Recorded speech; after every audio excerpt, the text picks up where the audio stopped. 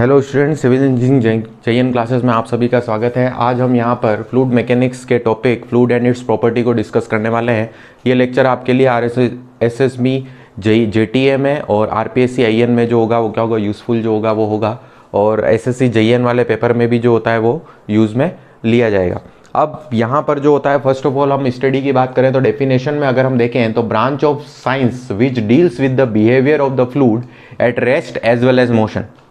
मतलब यह जो होती है वो क्या होती है, ऐसी साइंस की ब्रांच है जब फ्लूइड जो होगा वो क्या होगा, रेस्ट में होगा या मोशन में होगा, तो इसकी स्टडी करने के काम में आती है। फ्लूइड जब रेस्ट में है या फिर मोशन में है तो उस समय स्टडी करने के काम में जो लिया जाता है वो आपके पास क्या कहलाती है, फ्लूइड मैकेनिक्स कहलाती है। फ्लूइड मैकेनिक्स की जब हम स्टडी करते हैं तो उसको तीन भागों में बांटते हैं। फर्स्ट आता है आपका फ्लूइड स्टैटिक्स, सेकंड आता है फ्लूइड काइनेमेटिक्स और थर्ड आता है फ्लूइड डायनेमिक्स। तो फर्स्ट ऑफ ऑल यदि फ्लूइड स्टैटिक्स की यदि हम बात करें तो फ्लूइड स्टैटिक्स में हमने लिखा है कि study of the fluid at rest. Fluid की स्टडी जब हम करेंगे जब वो रेस्ट में है तो वो क्या कहलाएगा, आपका फ्लूइड स्टैटिक्स कहलाएगा। Fluid kinematics, study of fluid where pressure force not consider.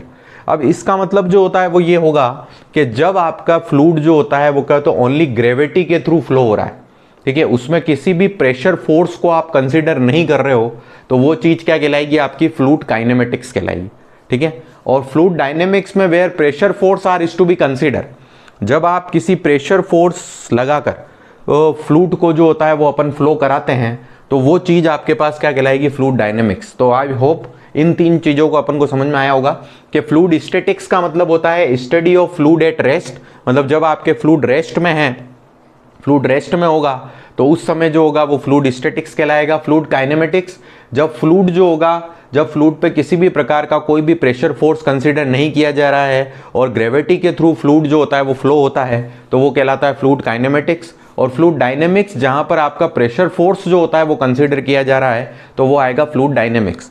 अब इनके डेफिनेशन के बाद एग्जाम्पल की बात करते हैं कि कौन कौन से एग्जाम्पल इसमें लिए जाते हैं। तो फर्स्ट ऑफ ऑल यदि हम देखें फ्लूइड स्टैटिक्स की बात करें तो फ्लूइड स्टैटिक्स में प्रेशर मैनेजमेंट मेजर जो होगा वो हो जाएगा। अब प्रेशर मेजर आप कैसे करेंगे, मैनोमीटर से कर लिया हमने तो वो प्रेशर मेजरमेंट, हाइड्रोस्टैटिक प्रेशर हो गया और बायोन्सी, ये तीनों एग्जाम्पल जो होंगे वो आपके किसके हो जाएंगे, फ्लूइड स्टैटिक्स के हो जाएंगे। प्रेशर मेजरमेंट, हाइड्रोस्टैटिक प्रेशर और बायोन्सी, ये तीनों एग्जाम्पल आपके फ्लूइड स्टैटिक्स के हो गए। फ्लूइड काइनेमेटिक्स में जो होगा वो क्या आ जाएगा, आपका कंटिन्यूटी इक्वेशन जो होगी वो आ जाएगी।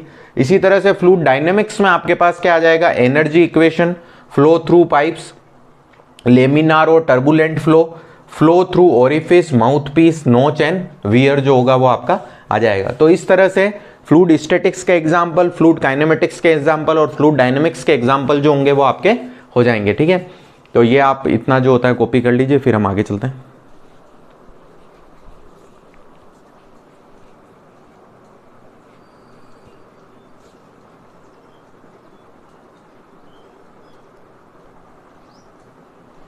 नेक्स्ट हम देखेंगे टाइप्स ऑफ फ्लूइड। जब भी फ्लूइड की जो होती है वो हम स्टडी करते हैं तो टाइप्स ऑफ फ्लूइड के बारे में जो डिस्कस करेंगे पहले, तो टाइप्स ऑफ फ्लूइड से पहले डिस्कस करने से पहले एक ग्राफ डिस्कस करते हैं। यह ग्राफ आपका शियर स्ट्रेस और वेलोसिटी ग्रेडियंट, जिसे रेट ऑफ शियर स्ट्रेन जो होता है वो भी कहा जाता है, इसके बीच में एक ग्राफ खींचा जाता है। तो यहाँ पे देखिए एक बिल्कुल स्ट्रेट लाइन जो होती है वो आती है तो वो क्या कहलाती है, न्यूटोनियन फ्लूइड कहलाएगा।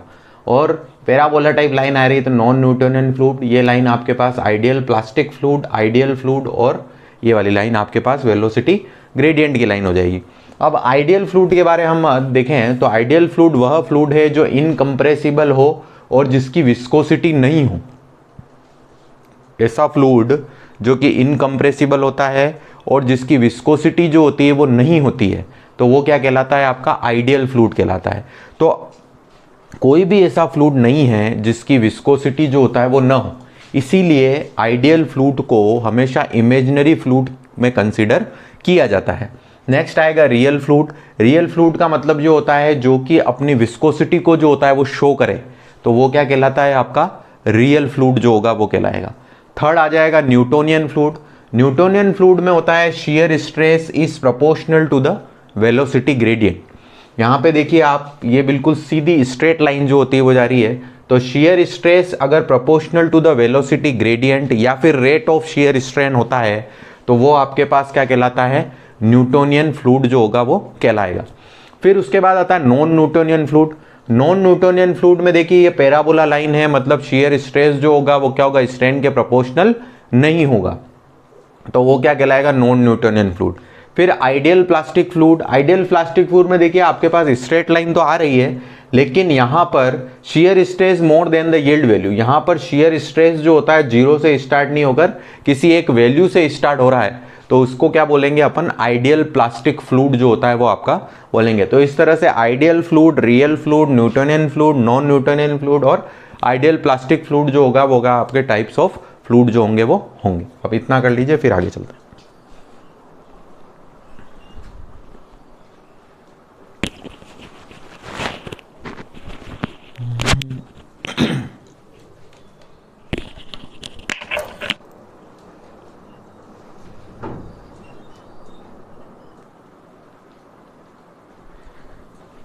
नेक्स्ट अपन आते हैं रियोलॉजी। रियोलॉजी बेसिकली कहलाती क्या, मोस्ट इंपॉर्टेंट टॉपिक है, यहाँ से क्वेश्चन जो होता है वो जनरली पूछे जाते हैं, एसएससी में भी जनरली इसमें से क्वेश्चन पूछे जाते हैं। रियोलॉजी क्या कहलाती है, जब भी आप नॉन न्यूटोनियन फ्लूइड की स्टडी करते हो, जब भी आप नॉन न्यूटोनियन फ्लूइड की स्टडी करते हो तो वह स्टडी जो होती है वो क्या कहलाती है, आपकी रियोलॉजी कहलाती है। उसका रिलेशन आपके पास tau is equal to A D U by D Y की पावर n प्लस बी होता है।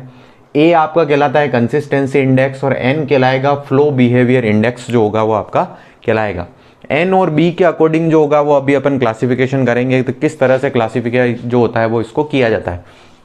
तो फर्स्ट ऑफ ऑल यदि हम देखें तो हमको ये समझ में आ गया कि रियोलॉजी का मतलब क्या होता है। अगर आप नॉन न्यूटोनियन फ्लूइड की स्टडी कर रहे हो तो वो क्या कहलाएगी, आपकी रियोलॉजी कहलाएगी।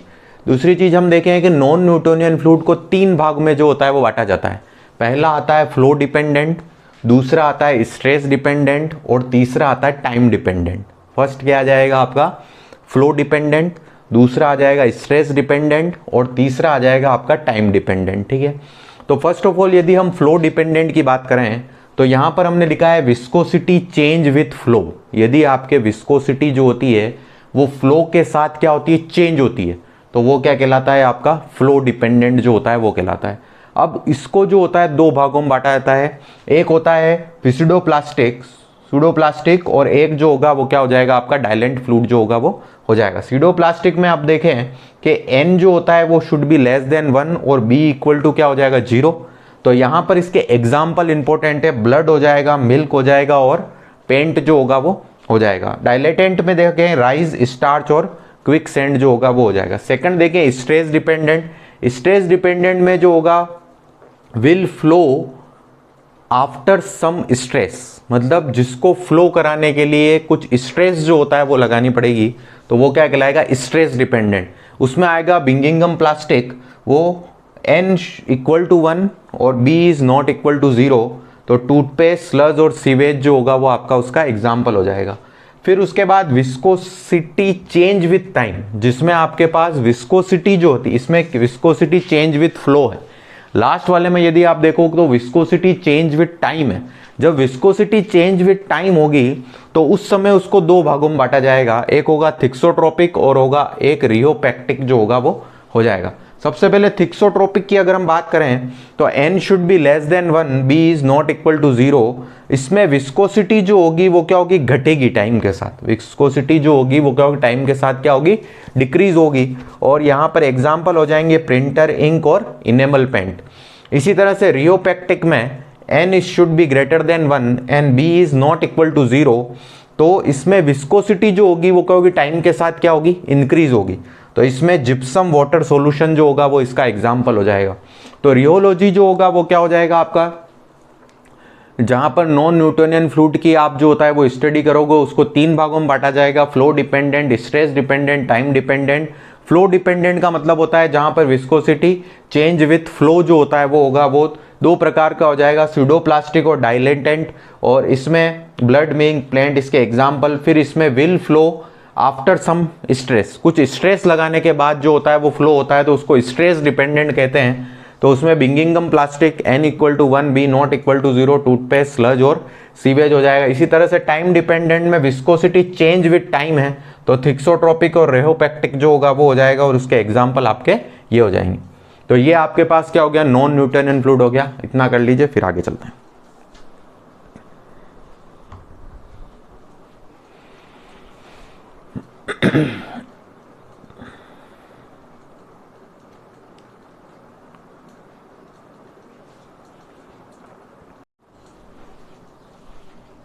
आगे हम देखेंगे प्रॉपर्टीज ऑफ फ्लूइड जो होती है वो कौन कौन सी होती है, उसके बारे में डिस्कस करेंगे। तो फर्स्ट ऑफ ऑल होता है डेंसिटी। डेंसिटी का फॉर्मूला होता है मास पर यूनिट वॉल्यूम, ठीक है। तो मास पर यूनिट वॉल्यूम में देखिए ग्राम पर सेंटीमीटर क्यूब यूनिट या किलोग्राम पर मीटर क्यूब, इसकी एमएलटी हो जाएगी m1 L-3 और T0 जो होगी वो हो जाएगी। अब वाटर की अगर डेंसिटी की अगर बात करें तो ग्राम पर सेंटीमीटर क्यूब में वाटर की डेंसिटी 1 ग्राम पर सेंटीमीटर क्यूब या फिर 1000 किलोग्राम पर मीटर क्यूब जो होगी वो हो जाएगी। मरकरी की यदि बात करें तो 13,600 किलोग्राम प्लस मीटर क्यूब जो होगी वो हो जाएगी। सेकंड आएगा स्पेसिफिक वेट या फिर वेट डेंसिटी, उसमें आ जाएगा weight of fluid upon volume of fluid. तो वेट में हम देखेंगे mass of acceleration due to gravity में mg अपॉन v हो जाएगा यहाँ पे। अब देखिए m अपॉन v आप क्या पढ़ के आए हैं, रो, तो यहाँ पर इस फॉर्मूले को हम चेंज करके w इज इक्वल टू रो जी भी जो होता है वो लिख सकते हैं। इसकी एमएलटी हो जाएगी m1 L-2 T-2 जो होगी वो आपकी हो जाएगी। फिर उसके बाद देखिए स्पेसिफिक वॉल्यूम। स्पेसिफिक वॉल्यूम की अगर हम बात करें तो volume of fluid upon mass of fluid, just reverse हो जाएगा किसका, डेंसिटी का। तो यहाँ पे देखिए 1 अपॉन रो हो गया, तो यहाँ पे सेंटीमीटर क्यूब पर ग्राम या फिर मीटर क्यूब पर किलोग्राम हो गया। m-1 L3 और T0 जो होगा वो आपका हो जाएगा। फिर उसके बाद होता है स्पेसिफिक ग्रेविटी। स्पेसिफिक ग्रेविटी मतलब हो जाएगा weight density of fluid upon weight density of standard fluid, ठीक है। तो नॉर्मल अगर फ्लूइड की हम बात करें वेट डेंसिटी ऑफ फ्लूइड वो हो जाएगा, और स्टैंडर्ड फ्लूइड जैसे अगर हम वाटर की बात करें तो एक तो नॉर्मल वाटर है और एक हमारे पास जो होता है स्टैंडर्ड वाटर है, तो उन दोनों का रेशियो अगर हम देखें तो वो आपका क्या कहलाएगा, स्पेसिफिक ग्रेविटी। तो ये आपकी क्या हो जाएगी, प्रॉपर्टीज ऑफ फ्लूइड हो जाएगी। आप इतना कर लीजिए, फिर उसके बाद आगे चलते हैं।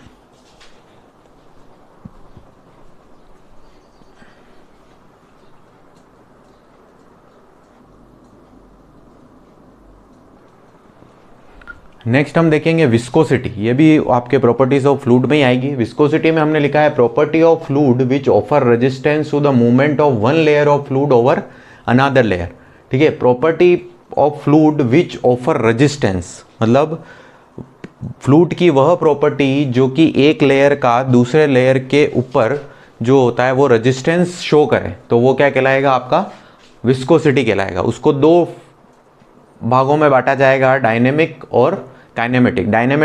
डायनेमिक में जो होगा फॉर्मूला आपके पास, जैसे ये वाला फॉर्मूला आपके पास क्या कहलाता है, न्यूटन्स लॉ ऑफ विस्कोसिटी भी कह सकते हैं इसको अपन, न्यूटन्स लॉ ऑफ विस्कोसिटी जो होता है वो भी कह सकते हैं।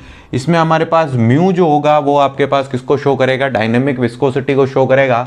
इसकी यूनिट हो जाएगी न्यूटन सेकंड पर मीटर स्क्वायर जो होगा वो आपके पास हो जाएगी, जिसमें आप न्यूटन पर मीटर स्क्वायर को जो होता है वो कहते हैं पास्कल कह सकते हैं। तो पास्कल सेकंड, तो एक पास्कल सेकंड किसके बराबर हो जाएगा, 10 पोइस के बराबर हो जाएगा। इसी तरह से एक पोइस जो होगा वो किसके बराबर हो जाएगा, 100 सेंटीपोइस के बराबर जो होगा वो हो जाएगा। फिर उसके बाद देखिए काइनेमेटिक विस्कोसिटी। काइनेमेटिक विस्कोसिटी में v इज इक्वल टू जो होता है वो क्या हो जाएगा, म्यू अपॉन रो।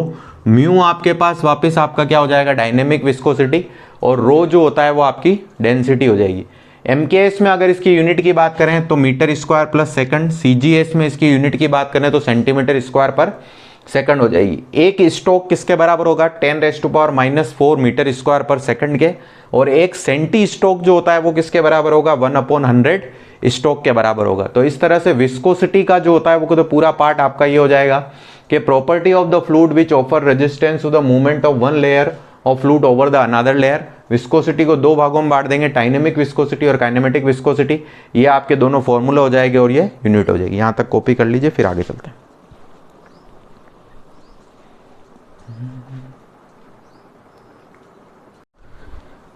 नेक्स्ट हम देखते हैं कि इफेक्ट ऑफ टेम्परेचर और प्रेशर ऑन विस्कोसिटी जो होता है वो क्या होता है। टेम्परेचर और प्रेशर का विस्कोसिटी पर किस तरह से इफेक्ट डालते हैं, तो वो हम अलग अलग विस्कोसिटी के हिसाब से जो होता है वो देखेंगे कि डायनेमिक विस्कोसिटी पर किस तरह से इफेक्ट डालता है और काइनेमेटिक विस्कोसिटी पर किस तरह से इफेक्ट जो होता है वो डालता है। तो सबसे पहले डायनेमिक विस्कोसिटी की बात करें और प्रेशर की बात करें तो हमने लिखा है कि for liquid and gas less effect, मतलब डायनेमिक विस्कोसिटी में प्रेशर को जो होता है बढ़ाने या घटाने पर लिक्विड और गैस पर जो होता है वो कहते हैं प्रभाव कम पड़ता है, ठीक है। वहीं अगर टेम्परेचर की बात करें तो increase temperature liquid viscosity is decreases. जब आप टेम्परेचर को इंक्रीज करते हो तो आपकी डायनेमिक विस्कोसिटी जो होती है वो क्या होती है, डिक्रीज होती है, ठीक है। टेम्परेचर को इंक्रीज करने पर डायनेमिक विस्कोसिटी जो होती है वो कहते हैं डिक्रीज होती है, किसकी, लिक्विड की। ये हम किसकी बात कर रहे हैं, लिक्विड की। और वहीं अगर गैस की बात करें तो गैस विस्कोसिटी इंक्रीजेस, ठीक है। लिक्विड की विस्कोसिटी जो होती है वो तो क्या होती है, डिक्रीज होती है टेम्परेचर को इंक्रीज करने पर, लेकिन गैस की विस्कोसिटी जो होती है वो क्या होती है, आपके इंक्रीज जो होती है वो हो जाएगी। इसी तरह से अगर काइनेमेटिक विस्कोसिटी की बात करें प्रेशर में, for liquid kinematic viscosity constant, ठीक है। तो प्रेशर में लिक्विड की काइनेमेटिक विस्कोसिटी जो होती है वो कांस्टेंट रहती है, और इंक्रीज जब भी आप प्रेशर को इंक्रीज करते हो। गैस विस्कोसिटी पर जो होता है, यहां पर आपके पास क्या था कि प्रेशर में लिक्विड और गैस की विस्कोसिटी पर बिल्कुल लेस इफेक्ट पड़ रहा था, बट यहां पर भी आपके पास लिक्विड की विस्कोसिटी तो आपकी कांस्टेंट रहती है, उस पर कोई फर्क नहीं पड़ता है, बट गैस की विस्कोसिटी जो होती है वो क्या होती है, आपकी डिक्रीज होने लग जाती है प्रेशर को इंक्रीज करने पर। टेम्परेचर की बात करें, अगर आप टेम्परेचर को इंक्रीज करते हो तो विस्कोसिटी जो होती है वो रिड्यूस होती है, किसकी, लिक्विड की, और यहां पर विस्कोसिटी जो होती है वो इंक्रीज होती है, किसकी, गैस की। तो इस तरह से टेम्परेचर और प्रेशर का जो होता है विस्कोसिटी के साथ जो रिलेशन है वो हमने इसमें जो होता है वो देखा है, ठीक है। इतना कर लीजिए, फिर आगे चलते हैं।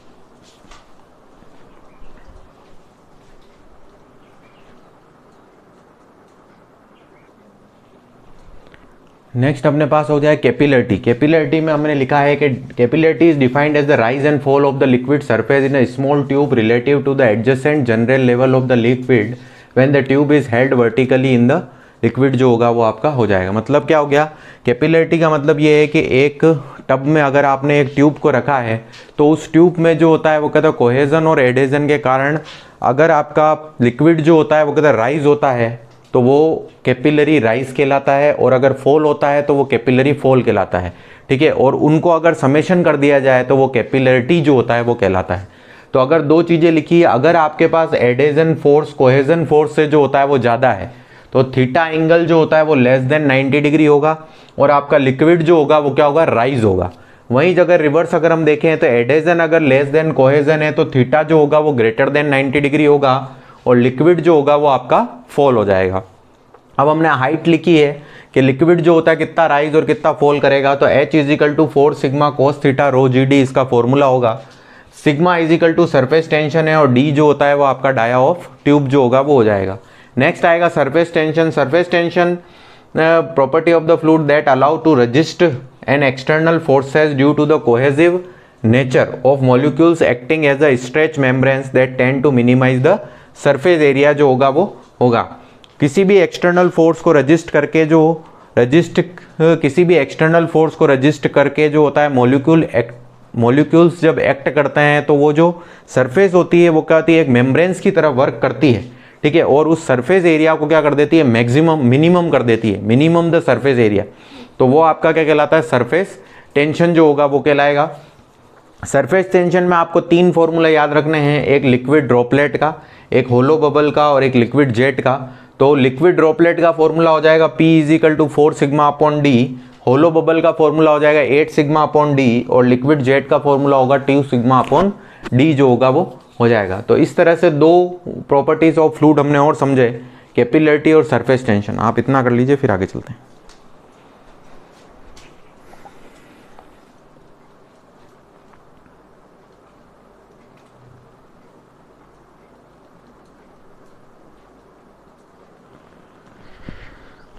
नेक्स्ट हम देखेंगे लास्ट 2 प्रॉपर्टीज जो होती है बल्क मॉडुलस। बल्क मॉडुलस मतलब होता है increase in pressure upon volumetric strain जो होता है उसका फॉर्मूला हो जाएगा।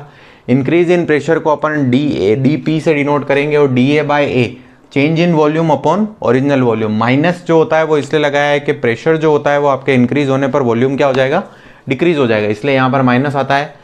Compressibility is the reciprocal of the bulk modulus of elasticity, तो C जो होगा वो क्या हो जाएगा आपका 1/K जो होगा वो हो जाएगा, ठीक है। तो इस तरह से आज के चैप्टर में हमने जो होता है फ्लूइड की प्रॉपर्टीज के बारे में पूरा डिस्कस किया है। ये हमारा JTA के फर्स्ट फ्लूट की जो होती है फर्स्ट यूनिट है जो हमने आज जो होती है वो कंप्लीट की है। ये यूनिट आपके सभी एग्जाम में जो होती है वो काम में आएगी। ठीक है, थैंक यू।